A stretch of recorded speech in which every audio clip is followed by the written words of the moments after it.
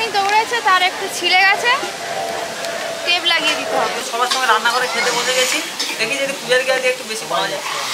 কোনো অনুষ্ঠান বাড়িতে এইভাবে বসে সবাই মিলে একসঙ্গে খাওয়া হতো। জগন্নাথ আমাদের আশা সত্যিই পূর্ণ করেছে, যাতে দিদির সঙ্গে দেখা হয়েছে, আবার দিদির সঙ্গে যেন আমরা পুরী হোক বা অন্য কোনো বেড়াতে যেতে পারি। আমাদের ড্রাইভার বাবু এসে গেছে, গাড়ি চালাচ্ছে, আমরা এবার যাচ্ছি ধবলগিরির উদ্দেশ্যে। আর দিদিভাই হলেন আমার ইউটিউবের নিয়মিত দর্শক। যখনই ঘুরতে যাই, কোথাও গিয়ে দেখা হয় কারোর সঙ্গে, সত্যিই ভীষণ ভালো লাগে। এইভাবে আগের পর্বগুলিতে আপনারা দেখেছেন যে আমরা পুরী ভ্রমণ কিভাবে শুরু করলাম। প্রতিবারের ন্যায় এবারও আমাদের যাত্রা শুরু হয়েছে স্লিপার বাসে। এই ভ্রমণ পরিকল্পনা 5 রাত্রি 6 দিনের। এই স্লিপার বাসে জনপ্রতি ভাড়া লাগছে 4000 টাকা, যার মধ্যে থাকছে দুবেলা টিফিন, দুবেলা খাওয়া দাওয়া, জল, হোটেল এবং গাড়ি ভাড়া। এই বাসের মধ্যে 59 জন যাত্রী ভালোভাবে শুয়ে যেতে পারবেন। একদিকে থাকে 2x2, আরেকদিকে 3x3। অর্থাৎ আপনি যদি গাড়ির সামনের দিকে দাঁড়িয়ে ভাবেন, তাহলে আপনার ডান দিকে 3 জন ওপরে, 3 জন নিচে, এবং বাম দিকে ওপরে 2 জন, নিচে 2 জন ভালোভাবে ঘুমিয়ে যেতে পারবেন। ঠিক এইভাবে গাড়ির একদম পেছন পর্যন্ত 59 জন শুয়ে যেতে পারবেন। প্রথম দিন দীঘা ঘুরে তারপর দিন সকালে ভুবনেশ্বর, সেখান থেকে এখন আমরা চলেছি ধবলগিরি।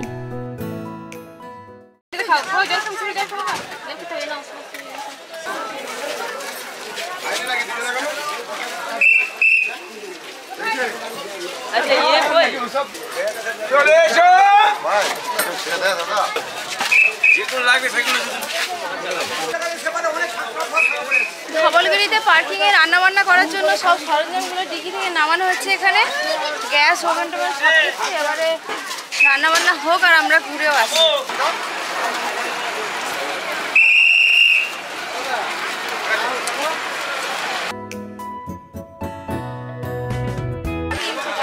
বাস পার্কিংয়ের একদম শেষের দিকে এখানে আছে ছোট ওই ট্রাভেলারের বাসগুলো, যেগুলোতে করে চেপে আপনারা ধবলগিরি ওপরে উঠবেন। লাইন দিতে হবে, লাইন দিয়ে টিকিট কাটতে হবে।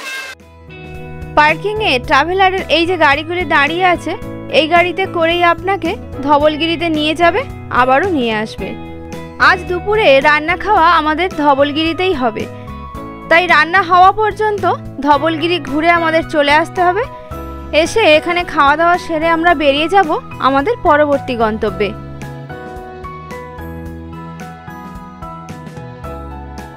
টিকিট কাটা হলে তারপর এখান থেকে অ্যালাউ করবে। আর 60 জনের টাকা একসঙ্গে কালেকশন করা হচ্ছে। জনপ্রতি টাকা লাগছে 20 টাকা, মানে যাওয়ার আসা মিলিয়ে টিকিট মূল্য। যাওয়ার সময় আপনি যে গাড়িতে করে যাবেন, ফেরার সময় যে সেই গাড়িতে করে আসতে হবে এমনটা নয়। যে কোনো গাড়িতে উঠে পড়লেই আপনাকে নিয়ে সেই পার্কিংয়ে নামিয়ে দেবে। এখন কালেকশনটা হলে, তারপর টিকিট হলে, তারপরে আমরা উঠবো গাড়িতে।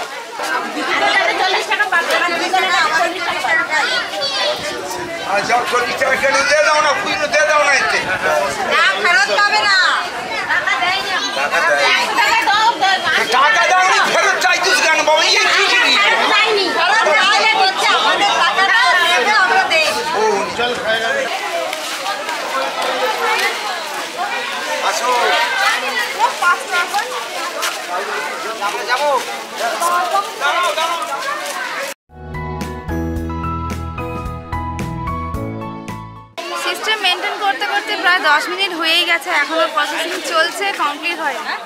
কতক্ষণে হয় দেখা যাক। এদিক থেকে রোদ, আর ওইদিকে সেটের তলায় বেশ হাওয়া লাগছে। গাইড দাদু টিকিটের টাকা জমা দেওয়ার সঙ্গে সঙ্গে গাড়ি চলে এলো। আমাদের মোট 59 জনের জন্য 2টো গাড়ি বরাদ্দ ছিল। এই 2টো গাড়িতে বসে দাঁড়িয়ে সবাই মিলে একসঙ্গে অ্যাডজাস্ট করে চলে যাব।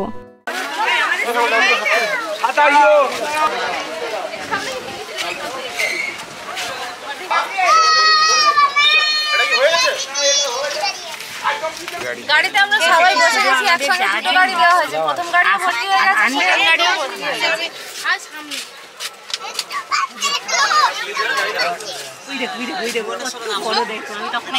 আমাদের ড্রাইভার বাবু এসে গেছে, গাড়ি চালাচ্ছে, আমরা এবার যাচ্ছি ধবলগিরির উদ্দেশ্যে।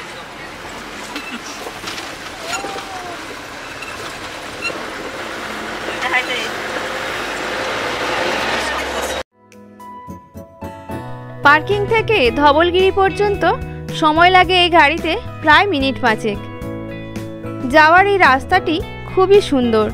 আরও বর্ষার সময় চারিদিক যেন সবুজে মোড়া এক অন্যরকম প্রকৃতির ছোঁয়া, যেখানে নেই কোনো কোলাহল, নেই কোনো যানজট, শুধুই শান্তি বিরাজ করছে।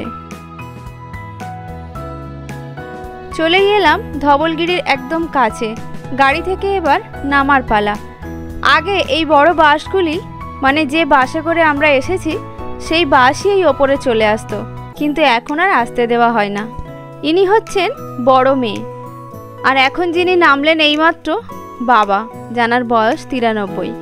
এতটা বয়সে এসেও ঘোরার যে অদম্য ইচ্ছা ওনাকে বাড়ি থেকে টেনে নিয়ে এসেছে, সেটা দেখে সত্যি স্যালুট জানাতে হয়। জানি না আমরা মৃত্যুর আগের দিন পর্যন্ত এইভাবে মনের ইচ্ছা ধরে রাখতে পারবো কিনা। বাড়ি থেকে নেমে পড়েছি, এবারে ওপরে সিঁড়ি ভেঙে উঠতে হবে। সবাই চলেছে আগে আগে। সিঁড়ি দিয়ে ওপরে ওঠার সময় দুই দিকে প্রচুর দোকানপাট রয়েছে।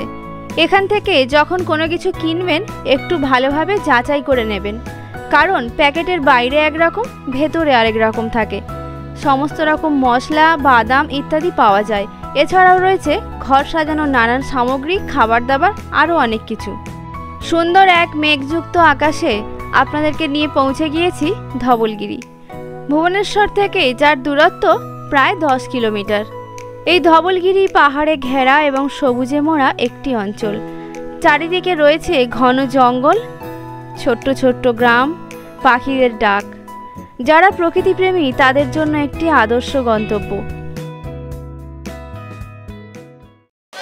প্রথমে কিছু সিঁড়ি উঠে আসার পর এখান থেকে সোজা সিঁড়ি উঠে গেছে, দেখতে পাচ্ছেন অনেকগুলো। ওপরে উঠে ধবলগিরির ওই বৌদ্ধদেবের মন্দির রয়েছে, ওপরে উঠতে হবে এই সোজা সিঁড়ি দিয়ে। বৃষ্টির সময় যদিও এখানে প্রকৃতি খুবই সুন্দর থাকে, আরও একটি সাবধানতা আপনাকে অবলম্বন করতে হবে। যখনই এই সিঁড়ি দিয়ে কিংবা মেঝের ওপর দিয়ে হাঁটবেন খুব সাবধানে, কারণ এই সাদা পাথরগুলি বৃষ্টির জলে অত্যন্ত পিচ্ছিল হয়ে যায়। এটিই হলো দয়া নদী, যার ইতিহাসের সবচেয়ে গুরুত্বপূর্ণ অধ্যায় হলো কলিঙ্গ যুদ্ধ, যা খ্রিস্টপূর্ব 3য় শতাব্দীতে সম্রাট অশোক ও কলিঙ্গ রাজের মধ্যে সংঘটিত হয়। এই যুদ্ধ দয়া নদীর তীরে সংঘটিত হয় বলে বিশ্বাস করা হয়। এখানে ওপরে উঠলে দেখতে পাবেন চারদিকে 4টি মূর্তি রয়েছে ভগবান বুদ্ধদেবের। এখানে একটি লাইট এবং সাউন্ড শোয়ের ব্যবস্থা হয়, যার টিকিট মূল্য পার হেড 100 টাকা আর স্টুডেন্টদের জন্য 50 টাকা। সন্ধ্যাবেলা 2টো স্লটে ভাগ করে করা হয়। এখানে হরেক রকম ভ্যারাইটির চকলেট আছে, এদিকে চিপস ভাজা আছে, এখানে নাড়ু সাজানো আছে, তারপরে আছে কোল্ড ড্রিঙ্কস, এটা ওটা ইত্যাদি। একটা তেঁতুল চকলেট নিচ্ছি, 40 টাকা দাম এটা। ধবলগিরি মন্দিরের এখানে অনেক দোকানপাট আছে, খাবারের দোকান, ঘর সাজানোর জিনিসপত্র। আর আমি একটা চিপসের প্যাকেট নিয়েছি 20 টাকা। বসে এখানে খাচ্ছি এখন। বাসের আর বাদবাকি অনেকজন ওপরে আছে, আসলে একসঙ্গে যাবো, একটু রেস্ট নিয়ে নিই। টিফিন খেয়েছি সকালবেলা, অনেক সকাল সকাল, তাই খিদেও পেয়ে গেছে।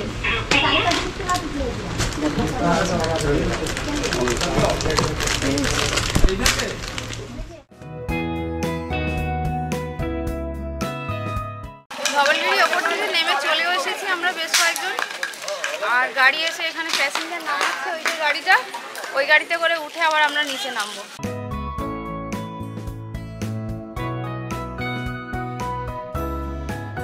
বাস পার্কিংয়ের একদম পাশেই আছে রান্নাবান্নার ব্যবস্থা। সুন্দর খোলা আকাশের নিচে কয়েকটি চালা করা আছে, যেখানে রান্না খাওয়া সব কিছুই সম্ভব। পাশে একটি বড় ওয়াশরুমের ব্যবস্থাও রয়েছে। এখানে অবশ্য পে অ্যান্ড ইউজ টয়লেট। তার পাশে রয়েছে এই রকম সুন্দর ফাঁকা জায়গা আর বড় একটি পুকুর, যেই পুকুরে বাসে আসা অনেক যাত্রী স্নান সারলেন আজকে দুপুরে। দাদাকে দেখতে পেয়ে তো আমি চিনতে পেরে গেছি। এই আমার 2 ছেলে। আচ্ছা, বড় আর ছোট? হ্যাঁ হ্যাঁ। কমে এসেছেন আপনারা? এই আজকে হয়ে পুরীতে বাড়ি চলে যাবে। পুরী ঘোরা হয়ে গেছে। ঘোরা হয়ে গেছে। আমাদের এই পুরী ঢুকবো সবে আজকে। তুমি এসো, তুমি এসো। যাও মনকে তুমি এসো যাও। বাবা। চলে আসো। ঘুমিয়ে পড়েছি। আমার কাছে আছে। এদিকে দেখো, এদিকে দেখো। দাদা ভাই এদিকে দেখো। দিদি ভাই আর দাদা ভাই আমার পরিবারের সদস্য। আর ধবলগিরি থেকে ফিরে আমি স্নান করতে সবাই যাচ্ছিলাম, ওনাদের সঙ্গে দেখা হয়েছে। এ আনন্দ ধরে রাখা যায় না বা ভাষায় প্রকাশ করা কখনোই সম্ভব না। যখনই ঘুরতে যাই, কোথাও গিয়ে দেখা হয় কারোর সঙ্গে, সত্যি ভীষণ ভালো লাগে। এইভাবে আমি যেন আমার ফ্যামিলিকে অনেক বড় করতে পারি সেই আশা নিয়ে ছুটে চলা, আর ওনাদের আশীর্বাদ ভালোবাসা সব কিছু সঙ্গে নিয়ে এগিয়ে চলেছি। দিদি ভাইদের বাড়ি হচ্ছে বারাইপুর, আবারও যেন কোনোদিন দেখা হয়, খুব ভালো লাগে। ওনারা পুরী থেকে ফিরছেন আর আমরা সবই পুরীতে আজকে বিকেলে ঢুকবো। একসঙ্গে ঢুকলে বোধহয় আরও বেশি আনন্দ হতো। ওখানে দু একদিন থাকতাম, দেখা হতো, মানে যতই অন্য বাস হোক না কেন ওখানে গিয়ে ঢুকলে একসঙ্গে দেখা হতো, কথা হতো। স্নান করতে গিয়ে অনেক মজাও করতাম বাচ্চা বাচ্চাগুলোকে নিয়ে। আর এই পুচকু হলো এদিকে ঘোরা বাবা, এই তো ও সবাই ঘুম থেকে উঠেছে। ও হচ্ছে দিদি ভাইয়ের ছেলে, ছোট ছেলে আর বড় ছেলে ওখানে আছে, আর দাদা ভাই আছেন এখানে। ওনারা পুরো ফ্যামিলি নিয়ে ঘুরছেন। আমরা যেমন ফ্যামিলি নিয়ে সবসময় ঘুরি, ওনারাও ঠিক তেমনি। আর দিদি ভাই হলেন আমার ইউটিউবের নিয়মিত দর্শক।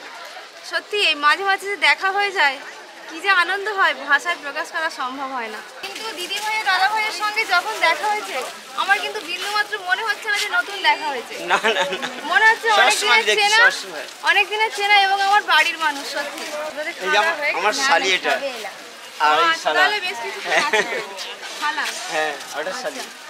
আচ্ছা আচ্ছা, মানে অনেকজন মিলে আমরা এই 5 জন এসেছি। আগেরবারে এসেছিলাম আগের বছরে 15 জন মিলে, শ্বশুর শাশুড়ি। ওরা এবছর আসতে পারিনি। আমাদের আসার 10 দিন আগে আমার শাশুড়ি মাকে তো আপনার ভিডিও দেখি, জানি দিদির ভিডিও দেখি আমরা, দেখো। আমার এই সবাইকে নিয়ে হো হো করে কাটাতে হ্যাঁ হ্যাঁ ভালো লাগে। হ্যাঁ হ্যাঁ, এটাই হচ্ছে ভালো লাগা। সময় পেলে একটু আধটু বেরিয়ে পড়ি। আপনাদের সঙ্গে একদিন আমি যাবই, হ্যাঁ যে করে হোক না হোক যাবো। আমিও খুব চেষ্টা করব যে আমার এই সমস্ত ফ্যামিলির সদস্যদেরকে নিয়ে আমি একদিন ভরপুর আনন্দ করার। জানি না সেই দিনটা কবে আসবে, আপনাদের আশীর্বাদ আর ভালোবাসা থাকলে নিশ্চয়ই খুব তাড়াতাড়ি আনতে পারবো। আমি একদিন চেষ্টা করবো। যাবো, তোমার সঙ্গেই আমি যাবো। আমার সবসময় বলি দাদা দিদির সঙ্গে আমি যাবো। আর ও গান করে তো খুব ভালো লাগে। আমার বড় ছেলেও গান করে। সারাদিন ওই তো গান বাজনা নিয়ে কেটেছে। তুমি কোথায় উঠেছো সেই দেখাতাম। চলে যাবো তো। দিদি ভাই বাচ্চা খুব ভালোবাসে, আমার মেয়ে তো। হ্যাঁ হ্যাঁ দেখেছি, বাচ্চাদের সঙ্গে তো ছাড়তে চায় না। গায়ে আঙুল দিচ্ছে কেন? তখন বলছি ঘুম পেয়েছে। ও ঘুম পেয়েছে। কোনোদিন দেখা হবে না, কোনোদিন দেখা হবে না। মনের আশা জগন্নাথ পূর্ণ করেছে করে দিয়েছে।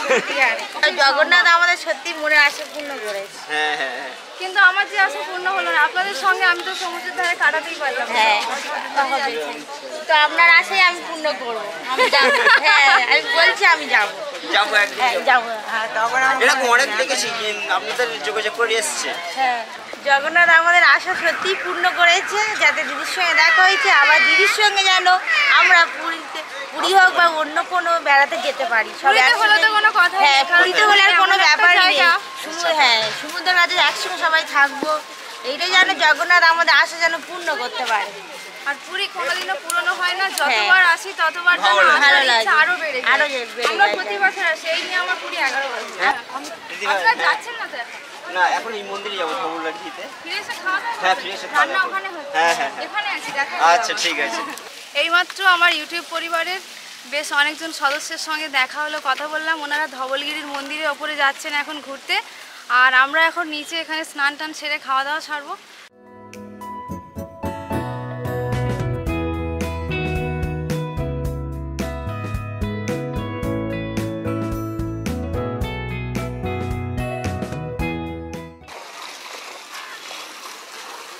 ল্যাঠা মাছ, কোন না নিচে ল্যাঠা মাছ শুয়ে আছে কত বড়।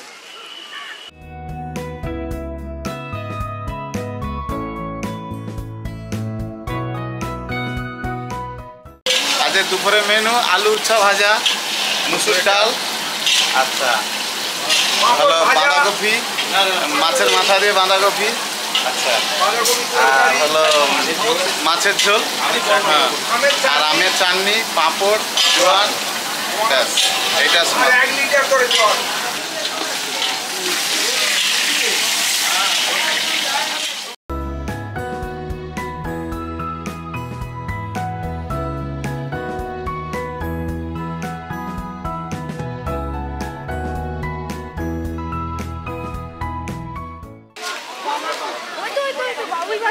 আমাদের গাড়ির সব থেকে ক্ষুদে সদস্য, বেলা হয়েছে, ওরা খিদে পেয়েছে, তাই রান্না কতদূর একটু চলুন দেখে আসি। সবেই স্নান করে বেরোলাম।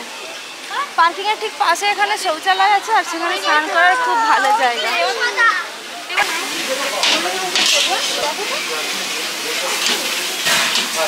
ধবলগিরি বাস পার্কিংয়ে যেখানে রান্নাবান্নার জায়গাগুলি করা আছে ঠিক পরপর একদম শেষ প্রান্তে আমাদের জায়গা হয়েছে বাঁশ গাছের কোলে। বাঁশ গাছের সুন্দর হাওয়া বইছে, আর এদিকে চলছে রান্নাবান্না। দুটো ওভেন জ্বালিয়ে দেওয়া হয়েছে, আর গাইড দাদু ক্লান্ত হয়ে এখন ওই হাওয়াতে শুয়ে পড়েছে প্লাস্টিক বিছিয়ে। রান্নাবান্না এখনও কিছুটা বাকি আছে, গিয়ে এখন বসে হয়ে গেলে তারপরে আসবো। খাও খাও। ওখানে ফড়িং আছে না, ওখানে খেলে ফড়িং করতে পারবে না। ফড়িংগুলো ছুটে পালিয়ে যাবে তোমাকে দেখে দেখে। তুমি এটা খেলে শক্তি হবে গায়ে। ফড়িংগুলো তখন বলবে এবার আমাকে ধরতে পারবে, জানো? তাড়াতাড়ি না, ফড়িং পালিয়ে যাবে। এই একটা পড়ে গেছে, ওই দেখো পরে আবার বিকেলে দেখো। বড় টিয়া পাখি বসে আছে নারকেল গাছের মাথায়, ধরতে যাবো না? দেখো দেখো দেখো মা এখানে বসে তাহলে ভাত খেয়ে আর আইসে পেটের গন্ডগোল হয় না। থাক না, চা খাই খাবো।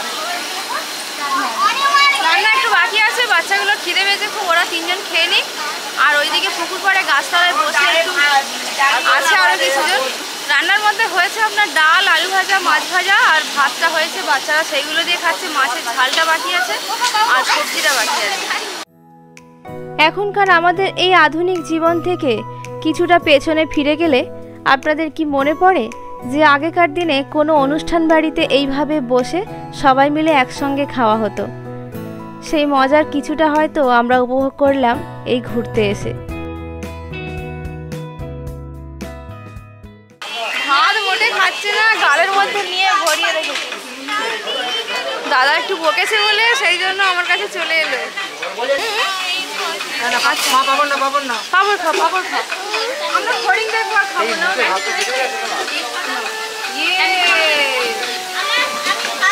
ওই পাশে বড়দের খাওয়া বসে গেছে একবার। প্রথমবারে আমরা সেকেন্ডবারে খাবো, এদিকে বাচ্চাগুলোর খাওয়া হয়ে যাক। আমরা আগে থেকে ওদেরকে খাইয়ে দিয়ে নাকি জল এনেছো 2 লিটার? তারপরে আমরা ভাত খাবো। ভালো লাগছে না? তবে ওইখানে ট্যাপ ছিল। খিদে আর সহ্য না করতে পেরে করার পাশে বসেছি। ওখানে তো এখনো খাওয়া চলছে, শেষ হয়নি। তাই এখানে আমরা এই জন সাথে বসে পড়েছি। বাচ্চারা খেয়ে এখন ও পাশে আছে, খেলছে তারা। হ্যাঁ, আমরা রান্না করে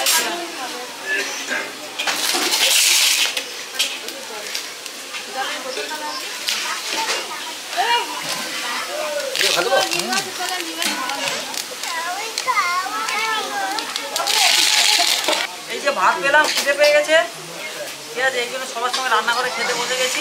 দেখি যদি পূজার আগে একটু বেশি পাওয়া যায়। ভাতটা সুন্দর হয়েছে, নরম মতো বেশ। হ্যাঁ।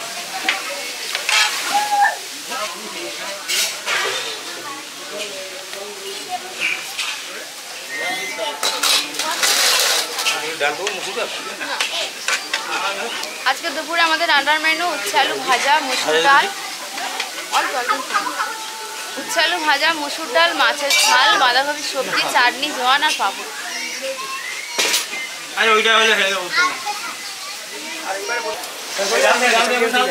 আমার সঙ্গে আসা কাকু কাকিমা আর সঙ্গে 2 পিসিমণি একসঙ্গে খেতে বসেছেন। আর এদিকে আমার হাজব্যান্ডের খাওয়াও প্রায় হয়ে এসেছে। আমরা খেয়ে এইমাত্র উঠলাম। কাকু কাকিমাকে ফেলে আজকে আমি খেয়ে নিয়েছি প্রথমে। উঠে এইখানে প্যান্টটা পুরো একবারে ছিঁড়ে গেল কিভাবে। না ওখানে ইয়ে আছে না, সিস্টেমগুলো আছে না। শোনো, আওয়াজ যাচ্ছে। ঘুরতে এসে খেলতে গিয়ে একটুখানি দৌড়েছে, তার একটু ছিঁড়ে গেছে। টেপ লাগিয়ে দিতে হবে। টেপ না মানে ব্যান্ডেড। ছিঁড়ে গেছে শর্ত হয়ে গেছে। ঘরে গিয়ে দাদুর কাছ থেকে 2টো প্যান্ট নিয়ে নিই। মানে ওই ছিঁড়ে গেছে বলে না, ও পড়তে নয়, আইসক্রিমের জন্য বায়না করতে গিয়ে পড়ে গেছে। আচ্ছা ও তো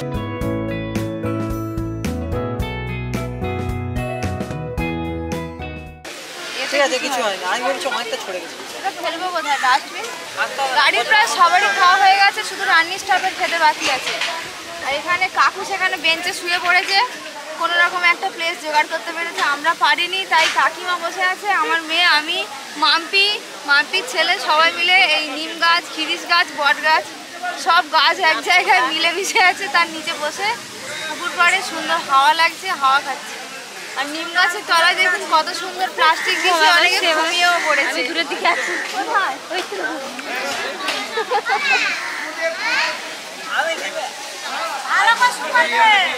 আমি নিম বলবো দেখি নিম আর খিরিসের মাঝে বসে আছি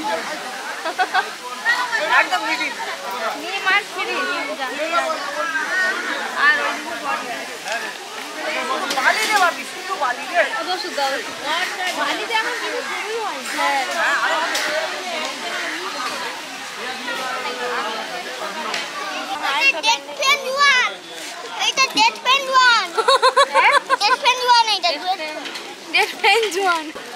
আমাদের খাওয়ার পরে যে জোয়ানটা দিচ্ছে সেটা ডেড ফেল।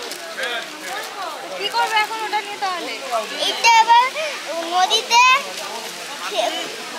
ফেলে দিতে হবে। ফেলে দিতে হবে, খাওয়া যাবে না। না খাওয়া যাবে না। তাহলে দাও, ফেলে দাও।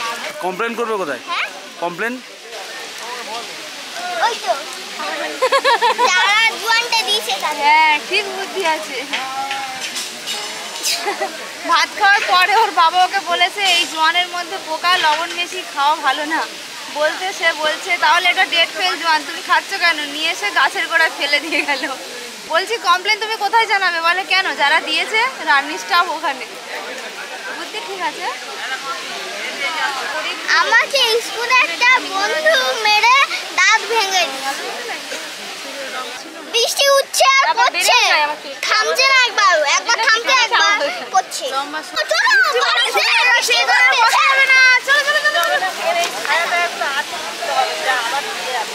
গাড়ির কাজ বসে পড়ো এখানে, বসে পড়ো এখানে, জুতো নিয়ে বসে পড়ো, সব করে বসে যাও। ভালোই তো ছিলাম, এর মধ্যে আবার প্রচন্ড জোরে হাওয়া আর বৃষ্টি পড়ছে পুরো শাওয়ারের মতো। গাছের তলায় আছি তাই সেরকম ভাবে না পড়লেও ভালোই জোরে আসছে, আর বসা যাচ্ছে না। এই চলো ধবলগিরি ঘোরা আমাদের এই পর্যন্ত। এখানে রান্না খাওয়া সব কমপ্লিট। এবারে বাসে জিনিসপত্র তোলা হচ্ছে আর যাত্রীরা বেশিরভাগ চলেও গেছে। আমরা এখান থেকে উঠে এবার রওনা দেবো কোনারকের সূর্য মন্দির, সেখান থেকে সন্ধ্যাবেলা পুরী। চলুন আর দেরি করার দরকার নেই, গাড়িতে উঠেই পড়ি। আকাশে মেঘ আবারও দেখা দিচ্ছে আর খাওয়া দাওয়ার পরে একটু ঘুমও পাচ্ছে।